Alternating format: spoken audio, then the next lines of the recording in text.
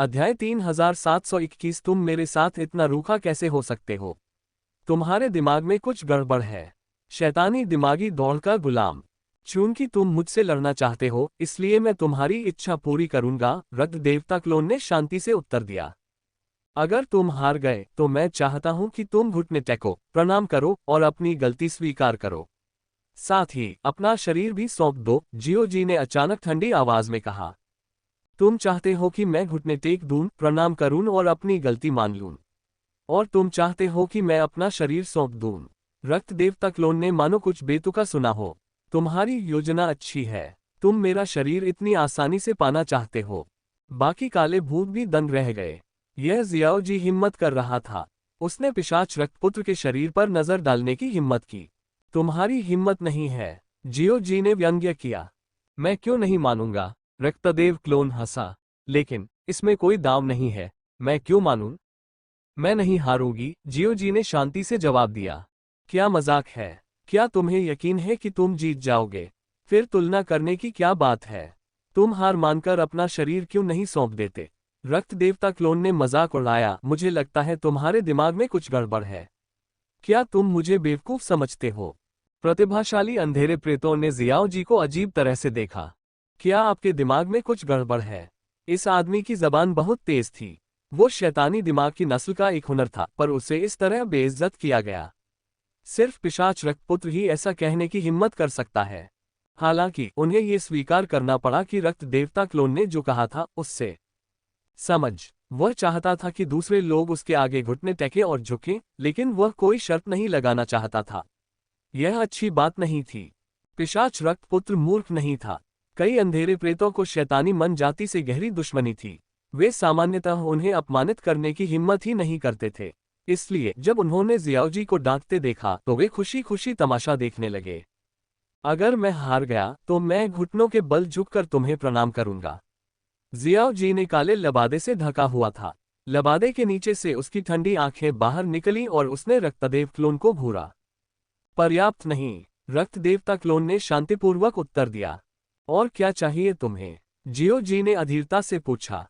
यदि तुम हार गए तो न केवल तुम मेरे सामने घुटने टेकोगे और प्रणाम करोगे, बल्कि आत्मा ज्वाला की उत्पत्ति भी मुझे सौंप दोगे और मेरे दास बन जाओगे। तुम हमेशा के लिए मेरे दास बन जाओगे, रक्त देवता क्लोन ने कहा। तुम मौत की तलाश में हो। जियाओ जी गुस्से से भर गया। किसी ने शैतानी दिमाग वाले काले भूतों को अपना गुलाम बनाने की हिम्मत की। यह अभूतपूर्व था। बाकी अंधेरे प्रेत भी दंग रह गए। वे अविश्वास से रक्त देवता क्लोन को देखने लगे। यह आदमी दुस्साहसी था। उसने शैतानी दिमागी जाति को अपना गुलाम बनाने की हिम्मत की। भले ही यह एक सामान्य टिप्पणी थी, पर यह नृशंस थी। क्या उसे ये डर नहीं था कि शैतानी दिमाग वाली काली आत्माएं उससे बदला लेंगी? यदि तुम मेरा शरीर चाहते हो तो मैं तुम्हें अपना गुलाम बना लूंगा। यह उचित है, रक्त देवता क्लोन ने कहा। जियो जी, प्रतिभाशाली अंधेरे प्रेत, वे अवाक रह गए। उन्हें लगा कि रक्त देवता क्लोन की बात सही थी। यदि जियो जी ने पहले ऐसा अपमानजनक अनुरोध नहीं किया होता तो पिशाच रक्तपुत्र इतना साहसी नहीं होता। जियाओ जी ने अपनी डरावनी निगाहों से रक्त देवता क्लोन को बहुत देर तक घूरा। अचानक वह हंसा और बोला, हा, बहुत बढ़िया। अगर तुम शर्त लगाना चाहो तो मैं अंत तक तुम्हारा साथ दूंगा। अंधेरे प्रेत अविश्वास में थे। उन्हें उम्मीद नहीं थी कि जियो जी सहमत होंगे। वाह, बहुत बढ़िया, रक्तदेव क्लोन ने संतोष से सिर हिलाया। तुमने सुना, हमारे गवाह बनो। मुझे उम्मीद है कि हारने के बाद शैतानी दिमागी जाति अपनी बात से पलटेगी नहीं। हा, फैंटास्मा का काला साया हंसा। दिलचस्प, बहुत दिलचस्प। मुझे तुम्हारा गवाह बनकर खुशी हो रही है। हुआन शेनाओ, तुम मौत की तलाश में हो। जियो जी ने फैंटास्मा के अंधेरे प्रेत को देखा और ठंडी आवाज में कहा। तुम ही तो जुआ खेलना चाहते थे। इसका क्या लेना देना है मेरे साथ? हुआन शेनाओ बिल्कुल भी नहीं डरा। उसने व्यंग्यात्मक लहजे में कहा, अगर तुम मुझसे परेशानी मोल लेना चाहते हो तो जरूर तुमने गलत इंसान ढूंढ लिया है। दूसरे लोग तुमसे डरते होंगे, लेकिन मैं नहीं। बहुत बढ़िया। मुझे उम्मीद है कि जब तुम ज्वलंत उल्कापिंड ग्रह क्षेत्र में पहुंचोगे तो तुम अभी भी मुस्कुरा रहे होगे। जियो जी ने उसकी तरफ देखा। फिर उसकी नजर रक्त देवता क्लोन पर पड़ी। ज्वलंत उल्कापिंड ग्रह क्षेत्र जल्द ही यहां होगा। मैं तुम्हारे झुकने और अपनी गलती स्वीकार करने का इंतजार करूंगा। गलती? रुको, रक्त देवता क्लोन ने अचानक उससे रोक दिया। क्या बात है? जियो जी ने अधीरता से पूछा। सुरक्षित रहने के लिए आइए एक आध्यात्मिक अनुबंध पर हस्ताक्षर करें ताकि अगर किसी को अपने निर्णय पर पछतावा हो, क्योंकि वह हार नहीं सकता। रक्त देवता क्लोन उसकी ठोड़ी को छुआ। कमीने, जियाओ जी गुस्से से भर गया। उसने रक्त देवता क्लोन को घूरा। अगर उसे अपमानित किया गया तो क्या मैं एक बुरी तरह हारा हुआ इंसान हूं? तुम्हारी हिम्मत नहीं है आध्यात्मिक अनुबंध पर हस्ताक्षर करने की। रक्त देवता क्लोन ने उसे उत्तेजित किया। अपनी ही दवा का स्वाद चखना। जियो जी अवाक थे। वो वही था जिसने दूसरे पक्ष को उकसाया था, लेकिन अब ये था दूसरे पक्ष ने उसे उकसाने की बारी ली। क्या अगर हिम्मत नहीं है तो कह दो। रक्त देवता क्लोन मुस्कुराया। शांति से। जब हम ज्वलंत उल्कापिंड ग्रहीय क्षेत्र में पहुंचते हैं, ग्रह क्षेत्र, मैं आपके साथ एक आध्यात्मिक अनुबंध पर हस्ताक्षर करूंगा। जियो जी ने जाने से पहले उसे गौर से देखा। काले प्रेत एक दूसरे को देख रहे थे। वे चकित। यह एक बहुत बड़ा जुआ था। किसी को भी उम्मीद नहीं थी कि वे इतना बड़ा जुआ खेलेंगे।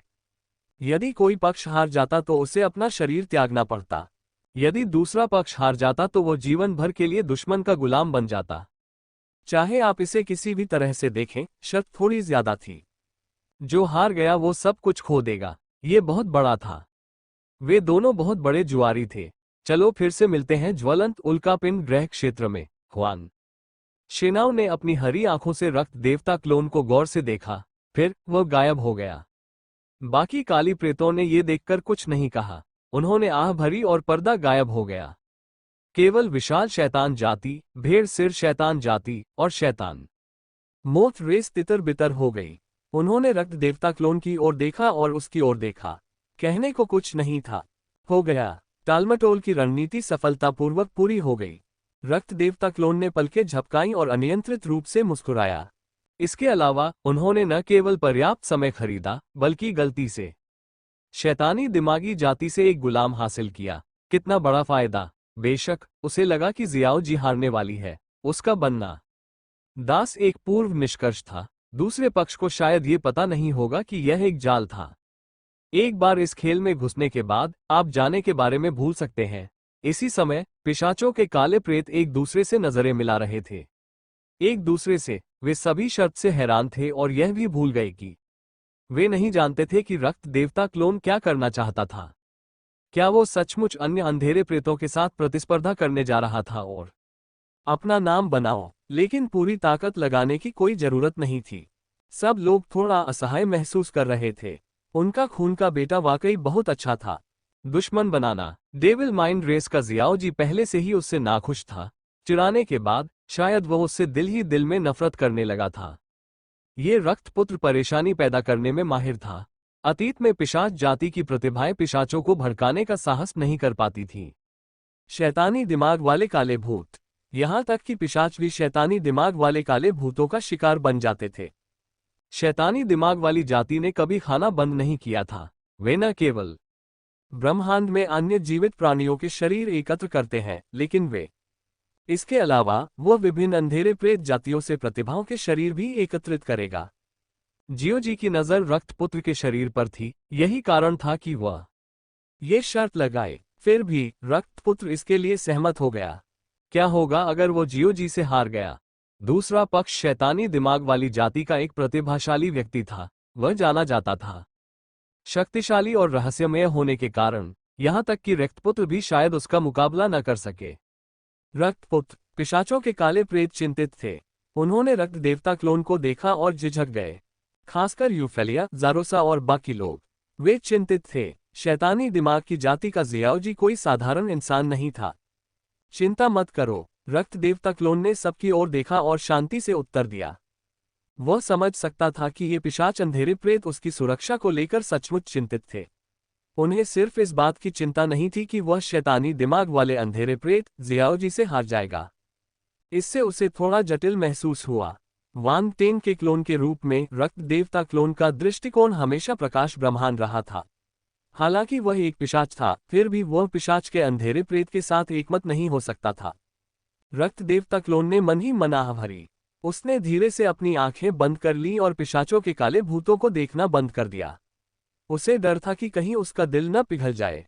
बिना किसी कारण के उसके दिल में अकेलेपन की भावना पैदा हो गई। हर कोई उसे मित्रवत और मिलनसार लगता था, लेकिन केवल वही जानता था कि वह चाहे किसी भी पक्ष में हो, अकेला था। कोई भी इस भावना को नहीं समझ सका। पिशाचों के अंधेरे प्रेतों को पता नहीं था कि रक्त देवता क्लोन क्या सोच रहा है। जब उन्होंने उसे आंखें बंद करते देखा तो उन्होंने कुछ नहीं कहा। हालांकि रक्त देवता क्लोन आश्वस्त लग रहा था और उसे इस बात की चिंता नहीं थी कि वह जियोजी से हार जाएगा, फिर भी वे चिंतित थे। वह प्रकाश ब्रह्मांड से और भी प्रतिभाओं को मारना चाहता था ताकि वे उसकी गिनती बढ़ा सकें। इस तरह वे शैतानी दिमागी दौड़ के खिलाफ संख्या में जीत हासिल कर सकते थे। ज्वलंत उल्कापिंड पर वान तेंग आग की लपटों से घिरे एक विशाल पर्वत पर पालथी मारकर बैठ गया। उसने अपनी आंखें बंद कर ली और अपने मन में डूब गया। राउंड बॉल और आइसीथ किनारे पर तैर रहे थे जब राउंड बॉल के हाव भाव बदल गए। ऐसा लग रहा था जैसे उसे कोई संदेश मिला हो। यह क्या है? आइसीथ ने उसकी ओर देखा और पूछा। ब्लड गॉड क्लोन से एक संदेश है, राउंड बॉल ने जवाब दिया। स्वूश! तभी वान तेंग ने अचानक अपनी आंखें खोलीं। उसकी आंखों में एक तेज चमक दौड़ गई। ऐसा लग रहा था जैसे उसकी आंखों की गहराई में कोई रहस्यमय और जटिल तंत्र धीरे धीरे घूम रहा हो। उसने क्या कहा? वान तेंग ने राउंड बॉल की ओर देखा और पूछा। प्रकाश ब्रह्मांड और अंधेरे प्रेतों की प्रतिभाओं के ज्वलंत उल्कापिंड ग्रह क्षेत्र में पहुंचने में अभी एक दिन से ज्यादा का समय है। हालांकि रक्त देवता क्लोन ने पहले ही आपको कुछ समय देने का तरीका सोच लिया है।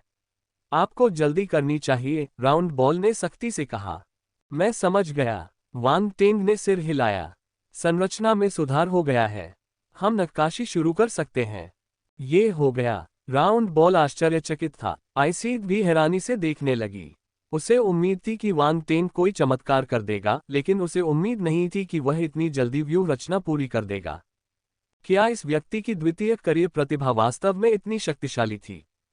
तुम्हें जल्द ही पता चल जाएगा। वान तेंग मुस्कुराया। वह चुप रहा और गंभीर हो गया। उसने एक गहरी सांस ली और धीरे से छोड़ी। धमाका! उसके शरीर से एक शानदार आध्यात्मिक गति उत्पन्न हुई। उसके चारों ओर तैरती रून सामग्री हिलने लगी। स्वूश! वान तेंग का शरीर भी गायब हो गया। वह एक प्रकाशपुंज में बदल गया और आकाश में उड़ गया। जैसे ही वह आकाश में उड़ रहा था, रून सामग्री उसके पीछे पीछे चल रही थी। लगता है मुझे अब से ही तराशने शुरू करने होंगे। राउंड बॉल ने भी गहरी सांस ली। उसकी आंखों में उत्सुकता की झलक थी। आओ चलें और देखें। आइसीथ बर्फ नीली रोशनी की किरण में बदल गया और वान टैंक के करीब से चला गया। मेरा इंतजार करो। राउंड बॉल की प्रतिक्रिया सबसे धीमी थी। जैसे ही उसने देखा कि इंसान और ड्रैगन गायब होने वाले हैं, उसने तुरंत अपनी आध्यात्मिक गतिज ऊर्जा जारी कर दी। वह प्रकाश की किरण में बदल गया और उनका पीछा करने लगा। वान तेंग की तरह ये भी एक दिव्य आत्मा गुरु था और स्वर्ग लोक पहुंच गया था। इसकी गति किसी ब्रह्मांड स्तरीय मार्शल योद्धा से ज्यादा धीमी नहीं थी। इसने धीरे धीरे आइसीथ को पकड़ लिया। आइसीथ ने आश्चर्य से पीछे मुड़कर देखा। उसने तो बस एक ब्रह्मांड स्तरीय मार्शल योद्धा की शक्ति ही प्राप्त की थी। अगर नहीं तो वह इसे और तेजी से कर सकती थी। हालांकि उसे आश्चर्य हुआ कि राउंड बॉल उसे पकड़ पाने में कामयाब रही। उसकी आंखों की रोशनी हल्की सी टिमटिमा गई। उसके होठों के किनारे पर एक मुस्कान उभर आई। उसने तुरंत अपनी गति बढ़ा दी। गोल बॉल अचंभित रह गया, फिर उसने अपनी गति बढ़ा दी। इसलिए दोनों पक्षों ने शून्य में प्रतिस्पर्धा शुरू कर दी। वे चाहते थे कि देखो कौन तेज था। केवल वान तेंग ही आगे की ओर उड़ता रहा, चाहे कितनी भी तेज क्यों न हो। उन्होंने अपनी गति बढ़ा दी, लेकिन वे उसे पकड़ नहीं सके। कुछ देर बाद वान टैंग अचानक रुक गया। उसने नक्शे की तुलना की। उसने मन ही मन सोचा और थोड़ा सा सिर हिलाया। इस ग्रहीय क्षेत्र में उल्कापिंड लगातार गतिमान थे, लेकिन कुल मिलाकर स्थिति नहीं बदली। बेहतर एरे ने इसे ध्यान में रखा, इसलिए यह कोई समस्या नहीं थी। Boom boom boom! अगले ही पल विभिन्न रंगों की दिव्य ज्वालाओं के कुछ गोले बिना किसी हिचकिचाहट के उसके शरीर से फूट पड़ा। शुद्ध श्वेत पवित्र ज्वाला, हजार जानवरों की लाल आत्मा ज्वाला, पन्ना पन्ना चमकता हुआ लो। ब्रह्मांड में तीन अजीब लपटें फैल गईं, जिनसे एक चिलचिलाती गर्मी उल्कापिंडों की सतह पर जलती लाल लपटें मंद पड़ गईं, मानो उन्होंने अग्नि के राजा को देख लिया हो। स्वूश स्वूश स्वूश! दूर से पदार्थ उड़कर आए और तीन दिव्य ज्वालाओं में विलीन हो गए। उन्हें पिघलाया गया और परिष्कृत किया गया। Boom boom boom! उसी समय वांग टिंग ने अपने बाएं हाथ से इशारा किया और उसने जो भी भयानक लपटें निकाली थीं, वे सब उसके चारों ओर मडरा गईं और जलने लगीं। दिल ही दिल में कुछ छोटी मोटी चीजें दूर से उड़कर आईं और राक्षसी लपटों में विलीन हो गईं। उन्हें भी पिघलाकर परिष्कृत किया गया। राउंड बॉल और आइसीट पीछे से दौड़कर आए और यह अजीब दृश्य देखा। वे दंग रह गए। उन्होंने वांग टेन की माध्यमिक करियर में उनकी निपुणता देखी थी, लेकिन जब उन्होंने ये दृश्य देखा तो वे फिर भी आश्चर्यचकित रह गए। कितना विकृत आदमी है, राउंड बॉल धीरे से बुदबुदाया। आइसीट ने कुछ नहीं कहा, लेकिन ये कहना मुश्किल नहीं था कि वह भी यही सोच रही थी। कोई आश्चर्य नहीं कि वह शांत और संयमित रहा, जबकि केवल एक दिन ही बचा था। उसकी कार्यकुशलता अद्भुत थी। सामान्य रून गुरुओं की उससे तुलना नहीं की जा सकती थी। कुछ समय बाद अयस्क विभिन्न तरल धातुओं में बदल गए। अशुद्धियां दूर हो गईं और वे अत्यंत शुद्ध हो गए। धमाका! वांग टेंग ने अपनी आध्यात्मिक शक्ति को मुक्त किया और उसे नक्काशीदार ब्लेड में बदल दिया। उन्होंने तरल धातु को अपने आसपास के स्थान में विलीन होने दिया और ब्लेड पर नक्काशी शुरू कर दी। वह उल्कापिंडों पर रून नहीं उकेरना चाहता था, वह उन्हें शून्य में उकेरना चाहता था ताकि तरल धातु अंतरिक्ष की दरारों के बीच छिप सके। ये उल्कापिंड हमेशा गतिशील रहते थे और आसानी से क्षतिग्रस्त हो सकते थे। अगर इस क्षेत्र में युद्ध छिड़ जाए तो व्यूह को आसानी से नुकसान पहुंच सकता है। चाहे वह एक छोटा सा रून ही क्यों न हो, अगर कुछ गड़बड़ हुई तो ये पूरे व्यूह की शक्ति को प्रभावित करेगा। यह वो नुकसान था जो वांग टेंग ने पाया। सही मायने में व्यूह रचना पूरी होने के बाद इसमें एक आत्म सुरक्षात्मक कार्य होगा। बाहरी लोग व्यूह रचना में सेंध नहीं लगा पाएंगे, इसलिए वे उल्कापिंडों को नष्ट नहीं कर पाएंगे। हालांकि यहाँ स्थिति थोड़ी विशेष थी। उल्कापिंड लगातार गतिमान थे, इसलिए किसी को नहीं पता था कि वे व्यूह रचना की सीमा से आगे निकल जाएंगे या नहीं। इसके अलावा वांग टेंग द्वारा व्यूह रचना पूरी करने से पहले प्रकाश ब्रह्मांड और अंधकार में प्रेतात्माएं आ सकती थीं। उस समय एक युद्ध निश्चित रूप से उल्कापिंडों के एक हिस्से को नष्ट कर देगा और अंदर के रूनों की रक्षा करना मुश्किल होगा। इस प्रकार उल्कापिंड पर रनस उकेरने के बजाय उन्हें शून्य में उकेरना बेहतर था। सौभाग्यवश उसके पास अंतरिक्ष प्रतिभा थी, जिससे वह इन सामग्रियों को अंतरिक्ष की दरारों में छिपा सकता था और उन्हें शून्य में विलीन कर सकता था। इससे ये सुनिश्चित हो जाएगा कि कुछ भी गलत नहीं होगा। सिजल! लपटों का उच्च तापमान कम होते ही तरल धातुएं तुरंत ठंडी होकर ठोस हो गईं। फिर कहीं से अजीब अजीब रुनियां प्रकट हुईं, मानो किसी अदृश्य हाथ ने उन्हें गढ़ा हो। कुछ समय बाद वांग टेंग ने सभी सामग्रियों को अपने आसपास के स्थान में मिला दिया और उन पर रनस उकेर दिए। हो गया! वांग टेंग ने राहत की सांस ली। फिर वह मुड़ा और दूसरी दिशा में भाग गया। अगली जगह वह अपने मन में नक्शे का मिलान करता रहा और रून्स को तराशने के लिए सबसे उपयुक्त नोट की खोज करता रहा। राउंड बॉल और आइसीट चुप रहे। वे उसके पीछे पीछे चले और उसे तेजी से रन बनाते हुए देखते रहे। उन्होंने एक दूसरे को देखा और वांग टेंग के लिए चिंतित हो गए। बहुत तेज! वे दोनों चकित थे। उन्हें डर था कि वांग टेंग कोई गलती कर देगा, यहाँ तक कि एक अमर स्तर का मार्शल योद्धा भी। आइसीट ने ऐसी पागलपन भरी हरकतें कभी नहीं देखी थीं। ज्यादातर रून विशेषज्ञ सरणियां बनाते समय बेहद सावधानी बरतते थे। जब बात महत्वपूर्ण बिंदुओं की आती तो उन्हें नक्काशी जारी रखने से पहले कई बार निरीक्षण करना पड़ता था। हालांकि वांग टेंग ने जरा भी देरी नहीं की। पूरी प्रक्रिया बहते पानी की तरह सहज थी। उसे लगा कि उसने वांग टेंग पर नक्काशी का एक और तरीका देखा है। वो इस विधि को किसी अन्य व्यक्ति पर कभी नहीं देख पाएगी। भविष्य कोई भी इसे नहीं सीख सका। यदि कोई उनकी नकल करने का साहस करेगा तो उसका अंत भयानक होगा। राक्षस! आइसीट के दिल में एक बड़बड़ाहट उठी। समय तेजी से बीत गया। पलक झपकते ही आधा दिन बीत गया। वांग टेंग ने सरणी के किनारे पर सभी रूनों को उकेरना समाप्त कर दिया था। अब उसके द्वारा उकेरे गए रनस केंद्र की ओर बढ़ रहे थे। केंद्र वह स्थान था जहां ज्वलंत उल्कापिंड था। वांग टेंग की व्यूह रचना ने लगभग पूरे ज्वलंत उल्कापिंड ग्रह क्षेत्र को घेर लिया था। ज्वलंत उल्कापिंड ग्रह क्षेत्र के सबसे दूर वाले हिस्से के अलावा उसने बाकी सभी जगहों पर रून उकेरे थे। ये निस्संदेह एक पागलपन भरा कदम था। इसमें कोई आश्चर्य नहीं कि उन्होंने सौर ड्रैगन ग्रह से इतने सारे तैयार करने को कहा। सरणी के लिए सामग्री उसने पहले ही तय कर लिया था कि वह पूरे ज्वलंत उल्कापिंड ग्रह क्षेत्र को एक भयावह समूह में बदल देगा। यहाँ तक कि अगर यह सिर्फ एक संत स्तर का पहला आपदा सरणी था, एक बार जब यह एक विस्तृत श्रृंखला को कवर करता है और ज्वलंत उल्कापिंड ग्रह क्षेत्र में भयावह अग्नि बल का उपयोग करता है, तो इससे निकलने वाली शक्ति होगी भयानक। यहाँ तक कि वान टेन भी कल्पना नहीं कर सकता था कि यह व्यूह कितना शक्तिशाली होगा। उनके संशोधन के बाद ये सरणी इस ग्रहीय क्षेत्र के साथ अधिक संगत हो गई। सैद्धांतिक रूप से इससे निकलने वाली शक्ति होगी अधिक मजबूत। यह एक संत स्तर के रून मास्टर के रूप में उनका मूल पूर्वाभास था। समय पर्याप्त नहीं है। वान टेन गंभीर हो गया। उसने व्यूह रचना की प्रगति का आकलन किया और बुदबुदाया, मुझे और तेज होना होगा। गोल गेंद आइसीथ। वह धीमा था। वान टेन ने अन्य रून मास्टर्स को कोई मौका नहीं दिया। यदि अन्य रून मास्टरों को उसकी नक्काशी की गति का पता चल गया तो क्या उनकी आंखें बाहर आ जाएंगी। स्वूश। जैसे ही उसने बोलना समाप्त किया, वान टेन के शरीर से ऊर्जा के गोले बाहर निकले और उसके चारों ओर विभिन्न रंगों के प्रकाश के गोले बन गए। ये प्रकाश गोल तेजी से रूपांतरित हुए। फिर वान टेन जैसी कुछ आकृतियां बाहर निकली। वे उसके क्लोन थे। इसमें 10 रून थे, जिनमें से प्रत्येक एक विशेषता से संबंधित था। जाना। बोलते समय वान टेन की आंखें चमक उठी। क्लोनों ने सिर हिलाया और प्रकाश की किरणों में बदल गए। वे अलग अलग दिशाओं में उड़ गए। ये स्पष्ट था कि वो एक ही समय में कई रन बनाना चाहता था। यह पागलपन था, लेकिन अगर वह तेज होना चाहता था तो यही एकमात्र रास्ता था। खुशकिस्मती से वह अपने क्लोन इस्तेमाल कर सकता था। इसके अलावा उनकी आध्यात्मिक शक्ति इतनी प्रबल थी कि इन क्लोनों को एक ही समय में व्यूह रचना करने के लिए आवश्यक आध्यात्मिक शक्ति का समर्थन मिल सके। राउंड बॉल और आइसीथ एक पल के लिए दंग रह गए जब उन्होंने 10 क्लोनों को भागते देखा। फिर वे अचंभित रह गए।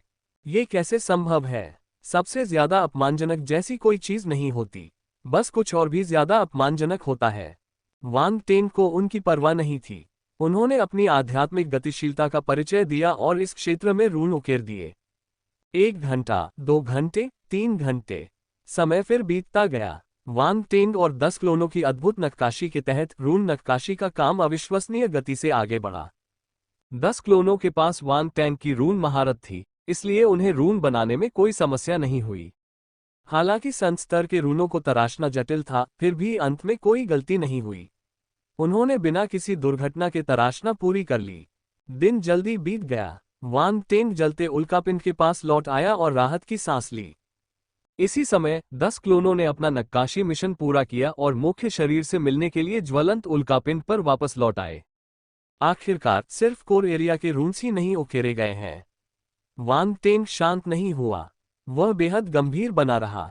कोर एरिया के रून्स को उकेरना बेशक सबसे मुश्किल काम था, लेकिन यही सबसे अहम हिस्सा भी था। क्या आप पहले आराम करना चाहते हैं? राउंड बॉल ने डरते हुए पूछा। वान टेन की हरकतें हैरान करने वाली थीं। राउंड बॉल और आइसीथ ने नजदीक से देखा और रून व्यूह रचना की पूरी प्रक्रिया देखी। उनका आश्चर्य और भी गहरा था। बहुत देर हो चुकी है, मैं रुक नहीं सकता। वान टेन ने अपना सिर हिलाया। क्या आपकी आध्यात्मिक शक्ति इसका सामना कर सकती है? आइसीथ ने गंभीरता से पूछा। यह कोई समस्या नहीं होनी चाहिए, वान टेन ने पलकें झपकाते हुए जवाब दिया। दरअसल उसकी आध्यात्मिक शक्ति कुछ ही घंटों तक टिक सकती थी। हालांकि अगर इस दौरान कोई काली छाया आ जाए तो उसकी आत्मिक शक्तियां समय के साथ पुनः जागृत हो सकती थीं। लेकिन उस स्थिति में उसके लिए नक्काशी करना बहुत अधिक कठिन होगा। सरणियां, एक तो व्यूह रचना की कठिनाई थी, जबकि दूसरी आध्यात्मिक शक्ति जो समाप्त होने वाली थी। चाहे वह कोई भी हो, वह एक बहुत बड़ी बाधा थी। हालांकि वान टेन चिंतित नहीं था। जो आएगा सो आएगा। अगर कोई मुश्किल आए तो वह उससे पार पा लेगा। उसने पहले भी ऐसा अनुभव किया था। राउंड बॉल और आइसीथ ने वान टेन को और नहीं मनाया। वे जानते थे कि वान टेन की नक्काशी एक महत्वपूर्ण मोड़ पर थी और उन्होंने परेशान होना चाहते हैं। वान टेन ने गहरी सांस ली और अपनी आध्यात्मिक शक्ति को पुनः प्राप्त करने के लिए कुछ दवाइयां निगल लीं। उसकी आंखें चमक उठीं और उसने 10 क्लोनों को देखा। उसकी आध्यात्मिक गतिशीलता उनके माथे से बह निकली और नक्काशी जारी रही। मुख्य रून को ज्वलंत उल्कापिंड पर उकेरा गया था। उसने रूनों को अंतरिक्ष की दरारों में छिपा दिया था। यहां तक कि उच्च स्तरीय शैतान सम्राट जैसे अंधेरे प्रेत भी उन्हें नहीं ढूंढ पाएंगे। हालांकि मूल रून बहुत जटिल और रहस्यमय थे। वान टेन के पास उन्हें अंतरिक्ष की दरारों में छिपाने का कोई रास्ता नहीं था। साथ ही जैसे जैसे सरणी के केंद्र में उसे किसी चीज पर निर्भर होना जरूरी था। ज्वलंत उल्कापिंड सबसे उपयुक्त स्थान था। उठना। इस समय वान टेंग ने अपना हाथ लहराया और चिल्लाया। सरणी को तराशने के लिए आवश्यक सामग्री अंतरिक्ष वलय से बाहर निकलकर विशाल अजगरों की तरह ज्वलंत उल्कापिंड की ओर उड़ गई। ये मुख्य क्षेत्र के लिए जरूरी सामग्रियां थीं। ये उन सामग्रियों से ज्यादा कीमती थीं जो शून्य में विलीन हो गईं। वान टेंग ने उन्हें तब तक नहीं निकाला जब तक वह मुख्य रूनों को तराश नहीं रहा था। अतीत में जुलोंग यू ने उसे याद दिलाया था कि कुछ सामग्रियों का सिर्फ एक ही सेट होता है। अगर वह असफल रहा तो शायद उसे फिर कभी मौका न मिले। ये वे सामग्रियां थीं जिनके बारे में वो व्यक्ति बात कर रहा था। ये पदार्थ छोटी छोटी खदानों जैसे थे। वे ज्वलंत उल्कापिंड के ऊपर से उड़ते हुए तेजी से एक निश्चित क्षेत्र में पहुंच गए। ज्वलंत उल्कापिंड की चिलचिलाती गर्मी का इन अयस्कों पर कोई प्रभाव नहीं पड़ा। वे विशेष अग्नि तत्व अयस्क थे। ज्वलंत उल्कापिंड शायद उन्हें पिघलाने में सक्षम न हो। उन्हें पिघलाने का एकमात्र तरीका ये था कि उन्हें लगातार जलाया जाए। अत्यधिक उच्च तापमान वाला क्षेत्र। वान टेंग के 10 क्लोन भी अयस्कों के पास प्रकट हुए। उनके हाथ के एक झटके से लपटें उठी और अयस्कों को घेर लिया। ये ज्वालाएं दिव्य ज्वालाएं थीं। वान टेंग ने इन्हें अपने क्लोनों में छोड़ दिया था। वे इसका उपयोग केवल एक बार ही कर सकते थे। Boom boom boom. आग की लपटों में लिपटे विभिन्न अयस्क आग की लपटों में उछल-कूद कर रहे थे, पिघल रहे थे और परिष्कृत हो रहे थे। अशुद्धियां आसमान से गिर रही थीं और नीचे धधकती उल्कापिंड की आग उन्हें बहा ले जा रही थी। अंदर ढेर सारे अयस्क थे। पिघलने के बाद भी वे आग की लपटों में विशालकाय अजगरों की तरह लौट रहे थे। उनका प्रभाव अद्भुत था। कुछ समय बाद शोधन पूरा हो गया। वान टेंग के 10 क्लोनों ने तुरंत कार्रवाई की और अयस्कों को ज्वलंत उल्कापिंड में धकेल दिया। धमाका। एक पल में जमीन जोर से हिली मानो कोई धरती का अजगर पलट गया हो। जमीन फट गई और तरल धातुएं जमीन में समा गईं। फिर एक शक्तिशाली बल के प्रभाव में जमीन फिर से बंद हो गई। आग की लपटें फैल गईं। कुछ देर बाद एक भी दरार नहीं बची। ऐसा लग रहा था जैसे जमीन को कभी छुआ ही न गया हो। ये सब करने के बाद 10 क्लोन रूनों को तराशते रहे। उनकी आध्यात्मिक शक्ति जमीन पर उकेरी हुई प्रतीत हो रही थी, लेकिन साथ ही ऐसा प्रतीत होता है कि नीचे के अयस्कों पर नक्काशी की गई है। समय धीरे धीरे बीतता गया। कुछ देर बाद वान टेंग का चेहरा और भी पीला पड़ गया। उसके माथे पर पसीने की बड़ी बड़ी बूंदें टपकने लगीं। थकान और कमजोरी उसके शरीर से बाहर निकल आई। इस समय उसकी आध्यात्मिक शक्ति काफी हद तक समाप्त हो चुकी थी। उसके पास ज्यादा ऊर्जा नहीं बची थी। उसके मन में एक तेज दर्द महसूस हो रहा था। उसने कई दवाइयां खाई थीं। भले ही वह उन्हें खुद बनाता था और उनमें से ज्यादातर दवाइयां 100% असरदार और बहुत कम साइड इफेक्ट वाली होती थीं, फिर भी वे उसकी मौजूदा हालत के लिए काफी नहीं थीं। संक्षेप में, पुनः पूर्ति उपभोग के बराबर नहीं हो सकी। उन्होंने जो व्यवस्था संशोधित की वह किसी संत की क्षमता से भी परे लग रही थी। प्रथम स्तर की आपदा संयोजन। और यह इतना विशाल क्षेत्र घेरता था। इसके लिए आवश्यक आध्यात्मिक शक्ति उसकी सीमा से परे थी। वान टेंग की आध्यात्मिक शक्ति असीम थी। सामान्य परिस्थितियों के अनुसार उसे संत स्तर का प्रथम आपदा व्यूह रचने के लिए इतनी आध्यात्मिक शक्ति का उपयोग करने की आवश्यकता नहीं होगी। हालांकि समय बहुत कम था, इसलिए उसके पास संभलने के लिए ज्यादा समय नहीं था। इसलिए उसकी आध्यात्मिक शक्ति पर्याप्त नहीं थी। वान टेंग के लिए ये स्थिति दुर्लभ थी, लेकिन अब ये घटित हो गई। इससे पता चला कि समय कितना कम था। क्या काले भूत नहीं आए? लगता है रक्त देवता क्लोन की टालमटोल की रणनीति बहुत कारगर है। वान टेंग ने ज्वलंत उल्कापिंड से बाहर देखा और एक कड़वी मुस्कान दी। वह रून व्यूह रचना के लगभग अंतिम चरण में था, लेकिन उसके पास पर्याप्त आध्यात्मिक शक्ति नहीं थी। अगर कुछ अंधेरी प्रेतात्माएं आ जाती और वह उन्हें मार देता तो उसकी आध्यात्मिक शक्ति शीघ्र ही पुनः प्राप्त हो जाती और व्यूह रचना सफलतापूर्वक पूरी हो जाती। तो क्या वह अपनी कब्र खुद खोद रहा था? वान टेंग ने अपना सिर हिलाया और इन बेतरतीब विचारों को अपने दिमाग से निकाल दिया। उसने कुछ और गोलियां निकाली और उन्हें निगलने की तैयारी की। धमाका। इसी समय ज्वलंत उल्कापिंड ग्रहीय क्षेत्र के बाहर से अचानक एक जोरदार विस्फोट हुआ। वान टेंग दंग रह गया। उसने तुरंत अपनी आंखें बंद कर लीं। जब वह ज्वलंत उल्कापिंड ग्रह क्षेत्र में दाखिल हुआ तो उसने अंतरिक्ष की दरारों में छिपने के लिए चुपके से कुछ शून्यमयी मक्खियां छोड़ दी थीं।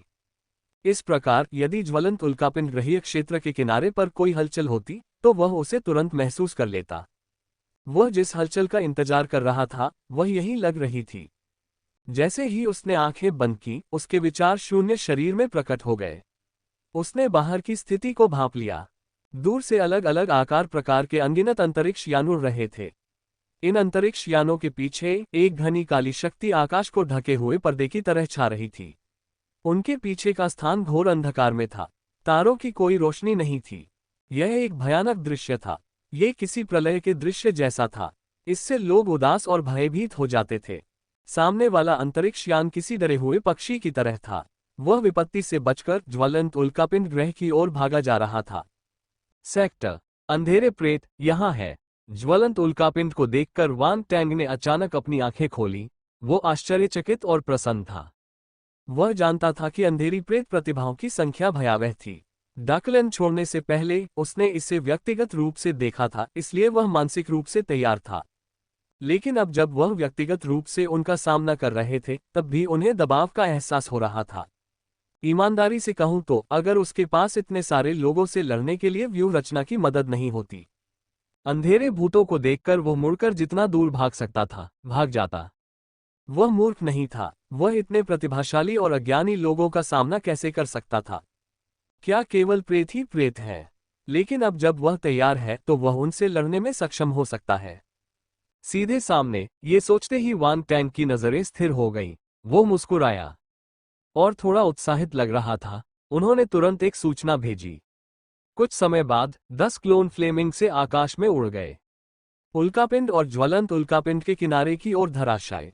ग्रहीय क्षेत्र, ग्रहों में ज्वलंत उल्कापिंड ग्रहीय क्षेत्र के किनारे पर। क्षेत्र, एक भीषण युद्धासन था।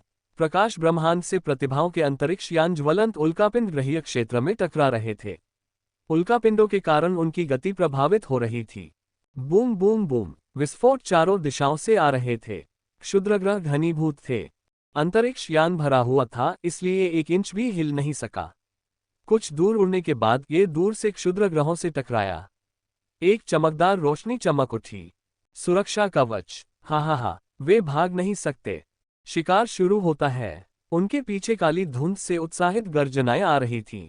अजीबोगरीब युद्धपोत धीरे धीरे ज्वलंत उल्कापिंड ग्रह क्षेत्र के बाहर रुक गए। हर आकार और आकृति के काले भूत युद्धपोतों से उड़कर सामने वाले अंतरिक्ष यान का पीछा करने लगे। अंतरिक्ष यान को हटाओ और युद्ध के लिए तैयार हो जाओ।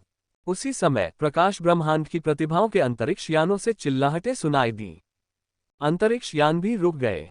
फिर बड़ी संख्या में योद्धा उड़कर बाहर निकले। कुछ अंतरिक्ष में तैरते रहे तो कुछ क्षुद्रग्रहों पर उतरे। उन्होंने अपने हथियार थामे और उन काली प्रेतों को देखा जो उनका पीछा कर रहे थे। उनके हाव भाव गंभीर थे और उनकी निगाहें दृढ़ थीं। काली प्रेतों का एक बड़ा समूह उसके चारों ओर इकट्ठा हो गया। दोनों पक्षों में तीखी नोकझोंक हो गई। माहौल बेहद तनावपूर्ण हो गया। ऐसा लग रहा था जैसे प्रकाश ब्रह्मांड की प्रतिभाओं के भागना बंद करने के बाद उन अंधेरे प्रेतों को उन्हें मारने की कोई जल्दी नहीं थी। वे प्रकाश ब्रह्मांड की प्रतिभाओं को उपहास भरी नजरों से देख रहे थे, मानो वे शिकार को एक कोने में धकेलने के बाद उनके निराशाजनक भावों का आनंद लेने के लिए इंतजार कर रहे हों। धत्तेरी की, क्या उन्होंने यह नहीं कहा था कि ज्वलंत उल्कापिंड ग्रहीय क्षेत्र में सौर ड्रैगन जाति द्वारा छोड़ा गया एक तुरुप का पत्ता है? वह कहाँ है? यहाँ क्षुद्रग्रहों के अलावा कुछ भी नहीं है। अरे, अगर ये उल्कापिंड हमारे अंतरिक्ष यान को नहीं रोकते तो हम इतनी आसानी से पकड़े नहीं जाते। उच्च अधिकारी क्या कर रहे हैं? उन्होंने हमें यहाँ मरने के लिए क्यों भेजा है? भीड़ में नाराजगी भरी आवाजें सुनाई दे रही थीं। इस स्थिति में कड़वाहट को रोकना मुश्किल था। Boom boom boom. इस समय पीछे का काला कोहरा मथने लगा और विभिन्न आकार और आकृति के सिंहासनों में एकत्रित हो गया। वे अलग अलग दिखते थे। कुछ कंकाल जैसे थे, कुछ चट्टानों जैसे और कुछ काले कवच जैसे। लेकिन उन सभी में एक समानता थी। ये सिंहासन एक अजीब और बुरी आभा से भरे हुए थे। इन्हें देखकर ही किसी को भी असहजता महसूस हो सकती थी। प्रकाश ब्रह्मांड की प्रतिभाएं जब इस दृश्य को देखा तो गंभीर हो गईं। एक उच्च स्तरीय शैतान सम्राट को सिंहासन बनाने में सक्षम होना चाहिए। यह एक अत्यंत शक्तिशाली उच्च स्तरीय शैतान सम्राट होना चाहिए। जैसे ही यह विचार उसके मन में आया, पीछे से एक घना काला कोहरा छा गया और सिंहासन को ढक लिया। भयानक आभा से आच्छादित अंधकार में प्रेत सिंहासनों पर चुपचाप प्रकट हुए। वे अंधकार में प्रेतों के राजा जैसे थे, जो अंधकार में प्रेतों की सभी प्रतिभाओं और प्रकाश ब्रह्मांड की प्रतिभाओं को देख रहे थे। स्वूश। जब ये काली छायाएं सिंहासन पर प्रकट हुईं, तो नीचे स्थित अन्य काली छायाएं आदरपूर्वक घुटनों के बल बैठ गईं। हौंफना। प्रकाश ब्रह्मांड की प्रतिभाएं आश्चर्यचकित होकर इस दृश्य को देखने लगीं। इन अंधेरे प्रेतों की आभा बहुत शक्तिशाली थी। ये पहले ही एक सामान्य उच्च स्तरीय शैतान सम्राट के स्तर को पार कर चुका था। अगर वे सही थे तो सिंहासन के पास कुछ आकृतियां खड़ी थीं। वे भी उच्च श्रेणी के शैतान सम्राट थे। वे सम्मानपूर्वक एक तरफ खड़े थे, मानो सिंहासन पर बैठे लोग उनके नेता हों। विशाल शैतान जाति, भेड़ सिर शैतान जाति, शैतान कीट जाति, शैतान कवच जाति, शैतान रॉक जाति, आध्यात्मिक अस्थि जाति, फैंटास्मा जाति, आलसी धुंध जाति। सभी ने सिंहासनों पर नजर डाली और तुरंत ही उन काले प्रेतों को पहचान लिया। एक क्षण के लिए पूरा स्थान मृत मौन में बदल गया। उनमें से कितने सारे थे? वे जितने भी अंधकार में प्रेत जानते थे, लगभग सभी यहीं प्रकट हुए। उन्होंने अपने सामने जमा प्रतिभाशाली काले भूतों पर ध्यान नहीं दिया। हालांकि जब उन्होंने सिंहासनों पर बैठी आकृतियों को देखा, तो उन्हें आखिरकार समझ आ गया कि यहाँ इतने सारे काले भूत क्यों थे। डरावना, भयानक, चौंकाने वाली बात। प्रकाश ब्रह्मांड की सभी प्रतिभाओं के हृदय में एक अवर्णनीय अनुभूति प्रकट हुई। उन्होंने इतने सारे अंधकार में प्रेत पहले कभी नहीं देखे थे। विस्मय अवर्णनीय था। धमाका, धमाका। इसी समय पीछे की काली धुंध से दो विस्फोट हुए। उन्हें प्रकाश ब्रह्मांड की प्रतिभाओं की अभिव्यक्तियां फिर से बदल गईं। वे पीछे की ओर देखने लगे। उन्होंने ये भी महसूस किया कि अंधेरे प्रेत के सिंहासन पर मौजूद उपस्थिति ने इस क्षण मुड़कर उनकी ओर देखा। काली धुंध से दो अलग अलग धुंधें निकल आईं। एक तो बिल्कुल काला था, उसके पीछे की काली धुंध से भी घना। एक काले वस्त्र की तरह देखा, दूसरा खून जैसा लाल था। जब उसे बाहर निकाला गया तो उसमें से खून की एक मोटी बदबू आ रही थी। घने अंधेरे में वह साफ दिखाई दे रही थी। कुहासा। तभी काले गाउन जैसी धुंध छा गई और एक विशाल सिंहासन दिखाई दिया। उस पर काले गाउन में एक आकृति बैठी थी। वह भयावह लग रही थी। सिंहासन के पास कुछ काले गाउन थे। ज्यादा नहीं थे। वे भूतों की तरह चुपचाप तैर रहे थे। उनके पैर नहीं थे और सिर्फ एक काला गाउन था। ये कौन सी दौड़ है? प्रकाश ब्रह्मांड की प्रतिभाएं काले वस्त्रधारी आकृति को हैरानी से घूर रही थीं। उनके भाव गंभीर हो गए। वे उन काली प्रेतों की भीड़ को तो नहीं देख पा रहे थे, लेकिन वे उनकी डरावनी और अजीब आभा को महसूस कर सकते थे। वे दूसरी काली प्रेतों की डरावनी निगाहें भी देख सकते थे। इसका मतलब ये था कि इन काले गाउनों से निपटना आसान नहीं था। शैतान मन दो। इस समय पीछे से एक गंभीर आवाज सुनाई दी। भीड़। सफेद रोशनी से आच्छादित एक आकृति बादलों से बाहर निकली। घने प्रकाश ने अंधकार में आभा को बिखेर दिया और प्रकाश की प्रतिभाओं को ताज़ा कर दिया। ब्रह्मांड। सरारवेश। कई मार्शल योद्धाओं ने सलामी दी और प्रकाश का इलाज किया। तत्व मार्शल योद्धा सम्मान के साथ। पावन रोशनी। वह पवित्र प्रकाश भाड़े की टीम की प्रतिभा है। अरवेश। क्या उसने अभी कहा? Devil mind race. क्या शैतानी दिमाग वाले काले प्रेत? ये शैतानी दिमाग वाले काले प्रेत हैं। प्रेत। हर तरफ अविश्वास का शोर था। कुछ तो प्रकाश तत्व के योद्धा के अचानक प्रकट होने के कारण और कुछ अंधकार में प्रेत की पहचान के कारण। आरवेस। क्या तुम्हें यकीन है कि वे शैतानी दिमाग वाले अंधेरे प्रेत हैं? होली लाइट मर्सिनरी टीम के बाईं ओर से एक गहरी आवाज आई। यही बैटल ब्लेड मर्सिनरी टीम का प्रतिभाशाली मार्शल योद्धा मौजूद था। बैटल ब्लेड मर्सिनरी टीम के सदस्यों के सामने एक मार्शल मार्शल योद्धा, जो अपने सिर पर सींगों की एक जोड़ी के साथ सुनहरा युद्ध कवच पहने हुए था, उस मार्शल योद्धा को देख रहा था जो प्रकाश बल। ये तुम हो, यूलगिन। प्रकाश तत्व योद्धा अरवेस ने अपना सिर घुमाया और सख्ती से सिर हिलाया। उसने कहा, मैंने उन्हें एक बार देखा था। मुझे लगता है कि मैं सही हूँ। मुझे उम्मीद नहीं थी कि इतने सारे शैतानी दिमाग वाले अंधेरे भूत यहाँ दिखाई देंगे। यूलगिन ने कहा, हा हा हा। जैसे ही उसने बोलना खत्म किया, एक कान फाड़ देने वाली और काले गाउन के नीचे से अजीब सी हंसी आई। लगता है जैसे डेविल माइंड रेस काफी मशहूर है। लाइट यूनिवर्स में कई लोग हमें पहचानो। हम्फ। इस समय भीतर से एक तिरस्कारपूर्ण हंसी आई। खून जैसी लाल धुंध। सब बेकाबू होकर देखने लगे। फिर उनकी आंखें आश्चर्य से चौड़ी हो गईं। एक विशाल वेदी का कोना धीरे धीरे घने खूनी क्षेत्र में दिखाई देने लगा। धुंध। इसने आधे ब्रह्मांड को एक पर्दे की तरह ढक लिया। Boom boom boom. एक भयानक आभा निकली जिससे उसके आसपास के उल्कापिंड नष्ट हो गए। विस्फोट हो जाएगा और धूल में बदल जाएगा। रक्तलाल वेदी ने काले प्रेतों के ऊपर आकाश को ढक लिया था, जिससे उन पर एक भयावह छाया पड़ रही थी। वेदी से खून की एक मोटी दुर्गंध फैल रही थी। चाहे वो अंधेरे प्रेत हो या प्रकाश ब्रह्मांड की प्रतिभाएं, वे खून की मोटी दुर्गंध को सूंघ सकते थे और गंभीर हो जाते थे। यह एक पिशाच है। प्रकाश ब्रह्मांड से कई प्रतिभाओं ने आश्चर्य में घोषणा की। उन्होंने पहले भी पिशाचों की काली छाया देखी थी, लेकिन ऐसी शक्ति वाली कभी नहीं देखी थी। शैतानी दिमाग वाले अंधेरे प्रेत का प्रकट होना हर किसी को आश्चर्यचकित करने के लिए पर्याप्त था। लेकिन वह शैतानी दिमागी दौड़ थी। सामान्य अंधेरे प्रेतों की उनसे तुलना नहीं की जा सकती थी। पिशाच एक आम अंधकार में प्रेत जाति थी। रहस्यमयी शैतानी मन जाति की तुलना में वे कुछ भी नहीं थे। प्रकाश ब्रह्मांड की प्रतिभाओं के लिए पिशाच भेड़ सिर शैतान जाति और शैतान की जाति की तरह भयभीत करने वाले नहीं थे। किसी ने उम्मीद नहीं की थी कि एक पिशाच इतना शक्तिशाली और भयानक होगा। ऐसा लग रहा था जैसे उसने बाकी सभी काले भूतों को मात दे दी हो। इससे भी ज्यादा अजीब बात यह थी कि सभी ने देखा कि वे काली परछाइयां डरी हुई लग रही थीं। उन्हें समझ नहीं आ रहा था कि क्यों। यह क्या है? यह तो वेदी जैसा दिखता है। खून की कितनी गहरी बदबू है। क्या यह पिशाच जाति की कोई भयानक उपस्थिति है? अगर नहीं, तो वह इतना शक्तिशाली कैसे हो सकता है? ऐसा कहा जाता है कि पिशाच जाति विभिन्न अंधकार में जातियों में से एक बड़ी जाति है। प्रेत वे आम हैं, लेकिन उनकी नींव मजबूत है। सामान्य जातियों की तुलना उनसे नहीं की जा सकती। कभी कभी शक्तिशाली उपस्थितियां प्रकट होती हैं। प्रकाश ब्रह्मांड की प्रतिभाओं के बीच चर्चाएं होने लगीं। वे रक्तलाल वेदी को आश्चर्य से देखने लगे। ये तो पिशाच कथाओं के प्रसिद्ध रक्त देवता वेदी जैसा लग रहा है। पवित्र प्रकाश भाड़े के सैनिक दल के अरवेस ने भौहें चढ़ाईं। फिर उसे कुछ याद आया और उसने गंभीर स्वर में कहा। वह स्तब्ध था। रक्त देवता की वेदी, यूलगेन ने हैरानी से कहा। मुझे लगता है मैंने इसे भाड़े के सैनिकों के गठबंधन के किसी रिकॉर्ड में देखा था।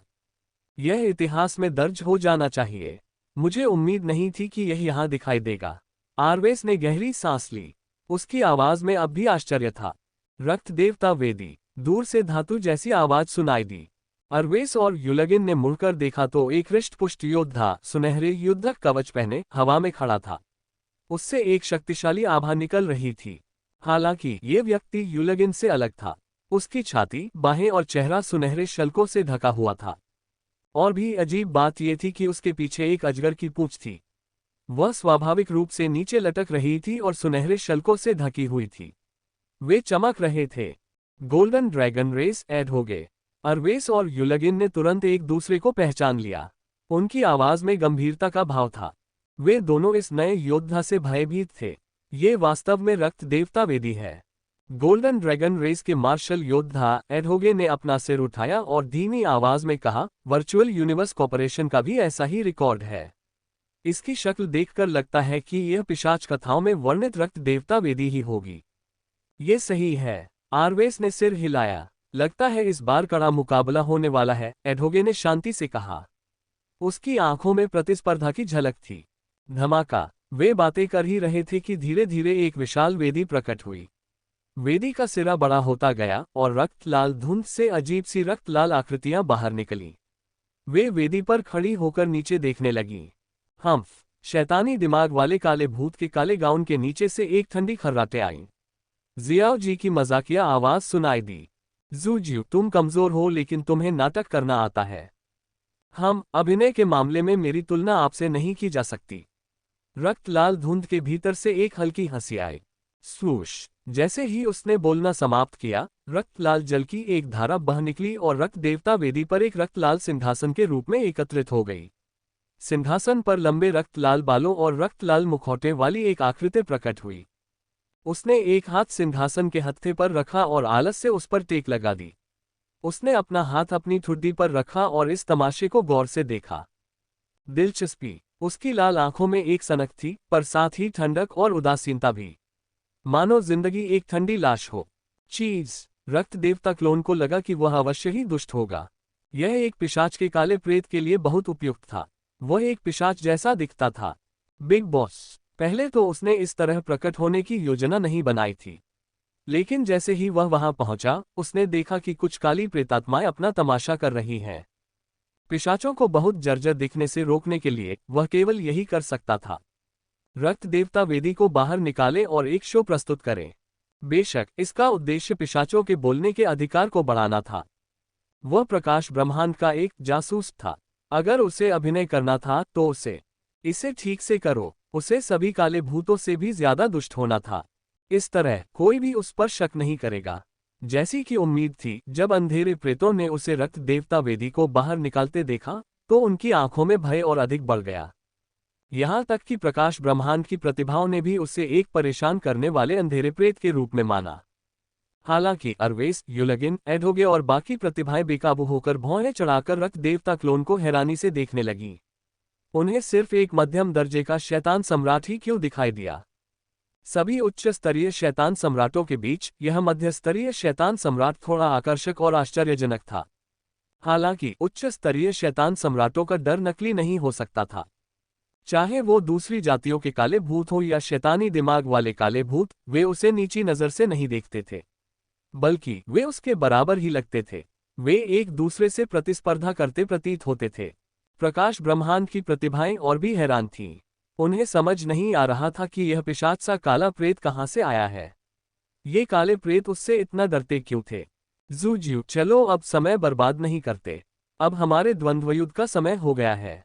काले गाउन के नीचे से जियाओ जी की आवाज आए। यह आवाज दुष्टता से भरी थी। इतनी जल्दी क्या है? रक्त देवता क्लोन ने शांति से कहा, हमने आध्यात्मिक अनुबंध पर हस्ताक्षर नहीं किए हैं। क्या तुम भूल गए हो? जियाओ जी ने घुराघुराहट की। काले लबादे के नीचे से एक ठंडी निगाह निकली और रक्त देवता क्लोन को घूरने लगी। फिर उसने अपना हाथ लहराया और प्रकाश की एक किरण रक्त देवता क्लोन की ओर उड़ गई। लगता है तुम पहले से ही तैयार हो। अब भी क्यों छुपा रहे हो? मेरी चिंता में कोई बुराई नहीं है। क्या तुम कभी अपनी बात से पलटने वाले हो? रक्तदेव क्लोन मुस्कुराया और हाथ हिलाया। रक्त लाल धुंध छा गई और रोशनी वापस आ गई। प्रकाश की किरण एक स्क्रॉल थी। उसे खोलते ही रक्त देवता क्लोन के सामने एक अनुबंध प्रकट हुआ। उस पर जियाओ जी का आध्यात्मिक चिन्ह था और वह उसके भीतर के संबंध को स्पष्ट रूप से महसूस कर सकता था। यह नकली नहीं हो सकता था। कम से कम तुम्हारी कुछ विश्वसनीयता तो है। उसने हल्के से सिर हिलाया। उसकी आध्यात्मिक गतिशीलता उसके माथे से बह निकली और आध्यात्मिक अनुबंध पर एक आध्यात्मिक छाप छोड़ गई। शैतान मन जाति गुलाम कब्जा कर लिया। रक्त देवता क्लोन ने जियाओ जी की ओर देखा। उसके होठों के किनारे पर एक अजीब सी मुस्कान उभर आई। कुछ दूरी पर सिंहासन पर बैठा काला चोगाधारी उसे गौर से देख रहा था। न जाने क्यों जियाओ जी को लगा कि कुछ गड़बड़ है, खासकर जब उसने दूसरे पक्ष की मुस्कान देखी। इससे वह दुखी हो गया। चूंकि आपने पहले ही अनुबंध पर हस्ताक्षर कर दिए हैं, इसलिए आपके पास कहने के लिए कुछ नहीं है। शिकार शुरू करें। देखते हैं कि प्रकाश ब्रह्मांड में सबसे अधिक प्रतिभाओं को कौन मारता है। मैं आपके शरीर को रखने के लिए इंतजार नहीं कर सकता, जियो जी ने कहा। क्या ये दो काली आत्माएं उन्हें एक शर्त के लिए इस्तेमाल कर रही थीं? वे ज्यादा से ज्यादा मानव प्रतिभाओं को मारना चाहती थीं। प्रकाश ब्रह्मांड की प्रतिभाएं ये सुनकर क्रोधित हो गईं। बेशर्म, युलगिन गुस्से से चिल्लाया। हा, जोर से चिल्लाओ। हो सकता है बाद में तुम चिल्ला भी ना पाओ। मैं तुम्हें बताऊंगा कि निराशा का एहसास कैसा होता है। जियाओ जी को गुस्सा नहीं आया, बल्कि वह पागलों की तरह हंसा। शैतानी दिमाग वाले काले भूतों, आज मुझे अपनी काबिलियत समझा दे। आरवेस की आंखों में गुस्सा झलक आया। जैसे ही वह आगे बढ़ा, उसके चारों ओर एक चमकदार सफेद रोशनी फैल गई। प्रकाश तत्व मार्शल योद्धा। जियाओ जी के हुड से ठंडी आंखें निकलीं। उसने आरवेस को घूरते हुए ठंडे स्वर में कहा, शुरुआत तुमसे ही करते हैं। हालांकि हल्के पहलू वाला मार्शल योद्धा मेरे संग्रह का हिस्सा नहीं हो सकता, फिर भी यह मेरे समय के लायक है। धमाका। जैसे ही उसने बोलना समाप्त किया, उसके शरीर से एक चमकदार काली रोशनी फूट पड़ी। उसका काला लबादा जोर से फड़फड़ाया और सिंहासन से ऊपर तैर गया। मैं इस शैतानी दिमाग वाले काले भूत से लड़ना चाहता था, लेकिन तुमने इसे मुझसे छीन लिया। युलगिन ने नाराजगी से आरवेस की ओर देखा। तुम शायद शैतान दिमाग वाले अंधेरे प्रेत के बराबर नहीं हो। आरवेस ने उसकी ओर देखा और शांति से कहा। हाँ, तुम। युलगिन ने गुस्से से आंखें घुमाईं। तो क्या हुआ अगर तुम एक प्रकाश तत्व वाले मार्शल योद्धा हो? तुम मुझे नीची नजर से क्यों देख रहे हो? उसने ठंडे स्वर में कहा, तुम्हारे हारने के बाद मैं कमान संभाल लूंगा। देखते हैं इस शैतानी दिमाग वाले काले भूत को कौन हरा पाता है। तुम दोनों मुझे नीची नजर से देख रहे हो। जियाओ जी गुस्से से मुस्कुराए। चूंकि तुम मरने के लिए इतने उत्सुक हो इसलिए मैं तुम्हारी इच्छा पूरी करूंगी। अगले ही पल काला लबादा फैल गया और दो काले हाथ बाहर निकल आए। कुछ दूरी पर खड़ा आरवेस गंभीर हो गया। वह इस दृश्य को गौर से देखने लगा। रक्त देवता क्लोन की आंखों में एक तेज चमक दिखाई दी। वह थोड़ा उत्सुक था, क्या ये शैतानी दिमाग वाला काला प्रेत उसे नियंत्रित करने वाला था?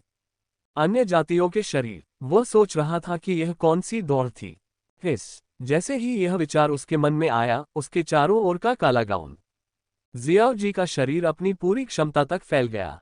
अंततः वह दबाव सहन नहीं कर सका और टुकड़े टुकड़े हो गया। काले बादल के नीचे से एक विशालकाय और मांसल शरीर प्रकट हुआ। गाउन। वह हवा में खड़ा था और लगभग 7-8 मीटर ऊंचा था। उसके विशाल मांसल पंख धीरे धीरे फैल रहे थे। उसके चारों ओर एक घना काला आभा मंडल था। वह एक अजीब और बुरी आभा से भरा हुआ था। भेड़ सिर शैतान जाति उदास प्रेत। यह एक भेड़ सिर शैतान जाति के अंधेरे प्रेत का शरीर था। ये भेड़ सिर वाली शैतान जाति है। रक्त देवता क्लोन दंग रह गया। भेड़ सिर वाली शैतान जाति का काला प्रेत सभी काले प्रेतों में कुछ खास नहीं था। उसकी प्रतिभा तो बस औसत दर्जे की थी। इस शैतानी दिमाग वाले प्रेत ने भेड़ सिर वाली शैतान जाति को अपना शरीर क्यों चुना? वह समझ नहीं पाया। यहाँ तक कि दूसरे अंधेरे प्रेतों को भी यह अजीब लगा। उन्होंने सोचा कि जियाओ जी एक बेहद शक्तिशाली शरीर का इस्तेमाल करेगा, लेकिन वह तो बस एक भेड़ के सिर वाली शैतानी जाति का शरीर था। ऐसा नहीं था कि उन्हें भेड़ सिर वाली शैतान जाति पसंद नहीं थी। बस बात यह थी कि भेड़ सिर वाली शैतान जाति में कोई खास प्रतिभा नहीं थी। हालांकि भेड़ सिर वाली शैतान जाति के प्रतिभाशाली लोगों के हाव भाव विकृत हो गए थे। वे भी छायादार प्रेत ही थे, लेकिन शैतानी मन जाति ने उन्हें कोई चेहरा नहीं दिया। उन्होंने युद्ध के दौरान अपने शरीर का भी इस्तेमाल किया। ये सीधा अपमान था, लेकिन उन्होंने कुछ भी कहने की हिम्मत नहीं की। शैतानी दिमाग की जाति जियो जी को अपमानित नहीं कर सकती थी, इसलिए वे केवल अपने क्रोध को निगल सकते थे। जियाओ जी, ये वही शरीर है जो तुमने तैयार किया था। कोई आश्चर्य नहीं कि तुम मेरा छीनना चाहते थे। कोई अच्छा स्टॉक नहीं है। ये सब बकवास है। रक्त देवता क्लोन मुस्कुराया। भेड़ सिर वाली शैतान जाति के छायादार प्रेतों के चेहरों की मांसपेशियां हिंसक रूप से फड़कने लगीं। क्या उन्हें अपनी प्रतिष्ठा की परवाह नहीं थी? सभी लोग दौड़कर उन पर पैर रखने लगे। अगर वो शैतानी दिमाग वाली जाति का जियाओ जी होता तो कोई बात नहीं थी। वो उसे नाराज नहीं कर सकते थे, लेकिन ये पिशाच भी उन्हें धमकाने आया था। क्या उसे लगता था कि वो मिट्टी के बने हैं? कोई बात नहीं, वे पिशाचों को नाराज नहीं कर सकते थे। ये भेड़ सिर वाली शैतान जाति के काले प्रेत वांग टेन के नियंत्रण में थे। वे रक्त देवता क्लोन का कुछ नहीं बिगाड़ सकते थे। बकवास, जियाओ जी ने व्यंग्य किया। चलो मैं तुम्हें दिखाता हूं कि यह शरीर कितना शक्तिशाली है। धमाका। उसके शरीर से एक विस्फोट हुआ। मोटी डार्क कॉन्स्टेलेशन फोर्स फट गई और आरवेस की ओर बढ़ी। उद्धरण चिन्ह प्रश्नवाचक चिन्ह प्रश्नवाचक चिन्ह प्रश्नवाचक चिन्ह उद्धरण चिन्ह। आरवेस अवाक रह गया। हालांकि वह इस शैतानी दिमाग वाले काले साए से लड़ना चाहता था, पर किसी वजह से उसे लग रहा था कि वह किसी और का दोष अपने ऊपर ले रहा है। मर जा। फिर भी वह हिचकिचाया नहीं। उसे उस शैतानी दिमाग वाले काले साए का डर नहीं था जो उसकी तरफ बढ़ रहा था। वह चिल्लाया और अपने लंबे भाले से उस पर टूट पड़ा। Boom boom boom. दोनों बल हवा में टकराए। हवा में दो बिल्कुल अलग अलग बल उतार चढ़ाव महसूस किए गए। एक तो अंधकार में और दुष्ट था, दूसरा था प्रकाश और पवित्रता। दोनों बलों ने एक दूसरे को रोक लिया और दो विशाल प्रकाश गोलों में बदल गए। उन्होंने अधिकांश स्थान घेर लिया। यह एक भव्य दृश्य था। वह कहां से आया है? वह इतना शक्तिशाली क्यों है? रक्त देवता क्लोन की नजर आरवेस पर पड़ी। पहले तो वह बस जियाओ जी की क्षमता देखना चाहता था। उसे उम्मीद नहीं थी कि यह प्रकाश तत्व वाला योद्धा इतना शक्तिशाली होगा। वह हैरान था। प्रकाश ब्रह्मांड की प्रतिभाओं ने बताया कि वह पवित्र प्रकाश भाड़े के सैनिकों की टीम से था। रक्त देवता क्लोन ने मन ही मन सोचा। राउंड बॉल उसके पास नहीं था, इसलिए उसे नहीं पता था कि पवित्र लाइट मर्सिनरी टीम की मर्सिनरी अलायंस में क्या स्थिति है। उन्हें यह भी नहीं पता था कि आरवेस बाहरी दुनिया में कितना प्रसिद्ध है। वांग टेंग एक उभरती हुई प्रतिभा थी और अभी अभी स्वर्ग पहुंची थी। वह ब्रह्मांड स्तर की कई प्रतिभाओं से नहीं मिला था, इसलिए वह इन ब्रह्मांड स्तर की प्रतिभाओं को नहीं जानता था जो लंबे समय से प्रसिद्ध। वो पिशाच, बाहर आओ और मुझसे लड़ो। तभी दूसरी तरफ से आवाज आए। वो युलगिन था। उन्होंने रक्त देवता क्लोन को चुनौती देने की पहल की। मैं, रक्त देवता क्लोन दंग रह गया। उसे उम्मीद नहीं थी कि मैं चुनौती दी, लेकिन इससे पहले कि वह कुछ बोल पाता, एक और आवाज सुनाई दी, इस पिशाच को मेरे पास छोड़ दो। गोल्डन ड्रैगन रेस की प्रतिभा एडहोगे आकाश में उड़ी और रक्त देवता क्लोन की ओर बढ़ी। भाड़ में जाओ, तुमने मुझसे छीनने की हिम्मत कैसे की? युलगिन का चेहरा काला पड़ गया। उसने भी बढ़ गया। उसने पिशाच का सामना करने का निर्णय इसलिए लिया क्योंकि पिशाच उसी समय प्रकट हुआ था जब शैतानी मन का अंधेरा प्रेत प्रकट हुआ था और अन्य अंधेरे प्रेत उससे डरते थे। अप्रत्याशित रूप से एडहोगे ने भी इस पिशाच अंधेरे प्रेत को चुना। उद्धरण चिन्ह प्रश्नवाचक चिन्ह प्रश्नवाचक चिन्ह प्रश्नवाचक चिन्ह उद्धरण चिन्ह। रक्त देवता क्लोन उस समय दंग रह गया जब उसने प्रकाश ब्रह्मांड की दो शीर्ष प्रतिभाओं को अपनी ओर दौड़ते हुए देखा। क्या हो रहा था? क्या उन्होंने सोचा कि वह मिट्टी से बना था? उसने अभी अपना मुंह भी नहीं खोला था, लेकिन वे पहले से ही यहाँ थे। उसे चुनौती दें। महामहिम रक्तपुत्र, आइए हम उनसे निपटें। जालानबो, ज़ैनिया और अन्य पिशाच अंधेरे प्रेत खड़े हो गए और ठंडे स्वर में बोले, ठीक है, मुझे करने दो। रक्त देवता क्लोन की आंखों में लालिमा छा गई। वह रक्त लाल सिंहासन से उठ खड़ा हुआ। धमाका! अगले ही पल उसने हल्के से अपने पैर थपथपाए और रक्त लाल रोशनी की किरण में बदल गया। वह एडहोगे और युलगिन की ओर दौड़ा। धमाका! धमाका! एडहोगे और युलगिन ने एक ही समय पर हमला किया। वे सभी धातु तत्व वाले युद्ध योद्धा थे। एडहोगे ने अपनी लड़ाई जारी रखी। युलगिन ने अपनी युद्ध कुल्हाड़ियां थाम रखी थीं, जबकि उनके हथियार धारदार ब्लेड से चमक रहे थे। जैसे ही उन्होंने अपने हथियारों पर वार किया, उन पर धारदार ब्लेड की चमक जमा हो गई। अच्छा हमला! रक्त देवता क्लोन की आंखों में उत्साह झलक रहा था। इस क्लोन ने उसने कभी भी प्रकाश ब्रह्मांड के किसी मार्शल योद्धा से युद्ध नहीं किया था, इसलिए वह नहीं जानता था कि वह कितनी दूर जा सकता है। धमाका! धमाका! एक क्षण में उसने अपने दोनों हाथ छोड़ दिए और उन्हें मुट्ठियों में भींच लिया। दो रक्त लाल मुट्ठियों के निशान फट गए। खून की बदबू हवा में फैल गई। साथ ही शैतानी आभा से भयावह और बुरी भावना उत्पन्न हुई। यह क्या है? जालानबो ने अविश्वास से अपनी आंखें चौड़ी कर लीं। यह उनकी युद्ध तकनीक थी। फिर भी रक्तपुत्र ने इसे अंजाम दिया। उसे यह कब पता चला? झनकार! झनकार! एक धातु जैसी आवाज सुनाई दी। इससे पहले कि कोई प्रतिक्रिया कर पाता, उनके हमले शुरू हो गए। पहले ही टकरा चुका था।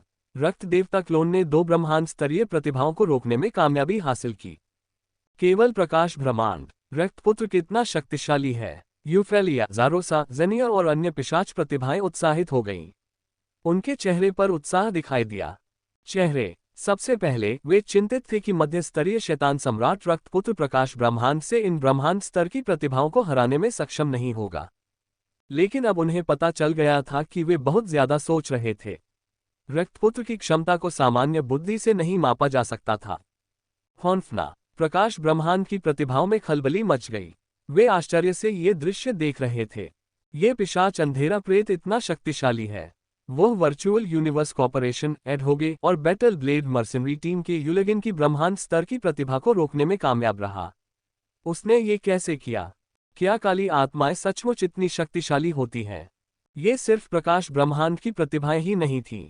यहाँ तक कि अंधकार में प्रेतों की प्रतिभाएं भी चकित थीं। अंधेरे प्रेतों की कई प्रतिभाओं ने अंततः रक्त देवता क्लोन की शक्ति को देखा। वे केवल इतना जानते थे कि उसने पिशाचों का नेतृत्व करते हुए शैतान की जाति, भेड़ सिर शैतान जाति, विशाल शैतान जाति की प्रतिभाओं और यहाँ तक कि आध्यात्मिक अस्थि जाति के गुस्से को भी पराजित किया था। हालांकि उन्हें यह नहीं पता था कि डार्क यूनिवर्स में क्या हुआ था, इसलिए उन्हें उसकी सटीक क्षमता का पता नहीं था। अब जबकि रक्त देवता क्लोन ने उनके सामने अभिनय किया था, उत्तेजना अत्यंत प्रबल थी। गोल्डन ड्रैगन रेस के एडहोगे ने आंखें सिकोड़ लीं। उसने पिशाच के काले भूत को आश्चर्य से देखा और कहा, तुम तो बस एक मध्यम दर्जे के शैतान सम्राट हो। पहले तो उसने सोचा कि या तो उसने गलत देखा है या फिर पिशाच का काला अवतरण उसकी क्षमता को छिपा रहा है ताकि कोई उसे देख न सके। दुश्मन से मुकाबला करने के बाद एडहोगे को आखिरकार एहसास हुआ कि पिशाच का काला अवतरण एक मध्यम स्तरीय शैतान सम्राट था। एक मध्यम स्तर का शैतान सम्राट बिना किसी नुकसान के उसके साथ लड़ने में सक्षम था। उसके मन में एक अविश्वसनीय विचार आया। वह वर्चुअल यूनिवर्स कॉर्पोरेशन का एक ब्रह्मांड स्तरीय प्रतिभाशाली योद्धा था। कई मध्यम श्रेणी के ब्रह्मांड स्तरीय योद्धा उसके मुकाबले में नहीं थे। फिर भी एक मध्यम श्रेणी का शैतान सम्राट उससे लड़ने में सक्षम था। वह इसे कैसे स्वीकार कर सकता था? ये कैसे संभव है? यूलगिन ने अविश्वास से अपनी आंखें चौड़ी कर ली। मध्यम श्रेणी का शैतान सम्राट। दूसरा पक्ष एक मध्यम श्रेणी का शैतान सम्राट था। वह बैटल ब्लेड मर्सिनरी टीम का ब्रह्मांड स्तरीय प्रतिभाशाली योद्धा था, लेकिन उसे एक मध्यम स्तरीय शैतान सम्राट के खिलाफ लड़ना पड़ा। यह हास्यास्पद था। क्या तुम्हें अभी एहसास हुआ? रक्तदेव क्लोन मुस्कुराया और शांति से बोला, प्रकाश ब्रह्मांड से प्राप्त ब्रह्मांड स्तर की प्रतिभा कुछ भी नहीं है। अडे होगे यूलगिन। क्या एक मध्यम स्तर का शैतान सम्राट उन पर नजर रखता था? तुम मौत की तलाश में हो, एडोगे ने घुरघुराते हुए कहा। उसने अपना युद्धक ब्लेड नीचे धकेला, जिससे एक भयानक धातु तारामंडल बल निकला। शक्तिशाली डोमेन शक्ति उसके ब्लेड की चमक में विलीन हो गई, जिससे वह और भी तेज हो गया। छप छप छप, ब्लेड से पतली सुनहरी चमक निकली और आसपास के स्थान को चीरती हुई निकल गई। रक्त देवता क्लोन के चारों ओर गहरे काले रंग की दरारें दिखाई देने लगीं। दरार, गहरे लाल रंग के मुट्ठी के निशान पर दरारें पड़ने लगीं। वह ढहने ही वाला था। हाँ, मैं भी यहाँ हूँ।